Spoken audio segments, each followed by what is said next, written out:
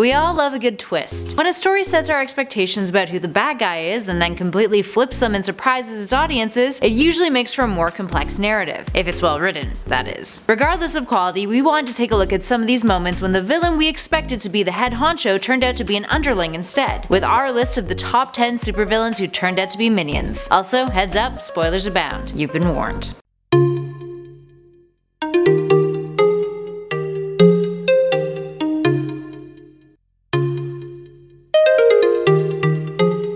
In at number 10, Steppenwolf. Steppenwolf may not have been an overly prominent character since his creation back in 1971 via Jack Kirby, but in Zack Snyder's recent Justice League film, he's the primary antagonist, which is unfortunate considering this is how he looks in the comics, and this is the CGI hack job he became. And no, the real villain at this number is not the CGI, but damn it, it really should be. Anyway, as the DC Cinematic Universe has been hinting to for quite some time, especially in Batman vs Superman, the villain that Steppenwolf works for is an inevitable threat for the franchise, aka Darkseid. Which is why Steppenwolf is on Earth now after failing to conquer Earth in the past, and he's trying to take over the planet in order to regain Darkseid's favor. Up next, number 9, the Mandarin. Trevor Slattery, aka the Mandarin, from the 2013 Iron Man 3 film was the leader of the Ten Rings terrorist group. Little did they know that Trevor was actually an actor, hired to play the Mandarin, who was hired by a scientist who was named Aldrich Killian, and he was merely a fabricated persona thrown into television broadcasts. It's worth noting that this version of the character is a loose adaptation of the Mandarin who appears in the comics, who is considered to be one of Iron Man's greatest foes. Up next, number 8, Kylo Ren. Star Wars has a habit of deceiving us with its Sith hierarchy, and the latest trilogy installment so far is no different. When we first meet Kylo Ren in The Force Awakens, it's revealed that he is the commander of the First Order, hunting for the map with the coordinates of Luke Skywalker's location. Shortly afterwards, we learn that Ren is actually the son of Han and Leia, and was once a pupil of Luke's prior to being drawn to the dark side by another villainous force, the First Order's Supreme Leader Snoke. In at number 7, MAGGIE WALSH from Buffy the Vampire Slayer. While the top secret military installation known as the Initiative in Season 4 of Buffy may be one of the more lacking threats that the Scoobies encounter throughout the series' entirety, the Initiative leader MAGGIE WALSH does make for an excellent curveball. Buffy and co. find out that the Initiative have been working on a demonic cyborg named Adam, who, upon coming to life, murders Walsh, who everyone suspected to be the primary antagonist of the season. Adam's character may have posed an interesting threat to Buffy considering his strength and physical capabilities, but his overall lack of a plan made his narratives weak, even though fans appreciated the efforts the Scoobies took at the end of the season to defeat him. And at number 6, Silver Surfer. Most of us probably wish we could forget the 2007 Fantastic Four Rise of the Silver Surfer film, but it does do one interesting thing that the Silver Surfer's introduction in the comics didn't. It built up some hype for Galactus, even though the film had turned him into a massive cloud rather than,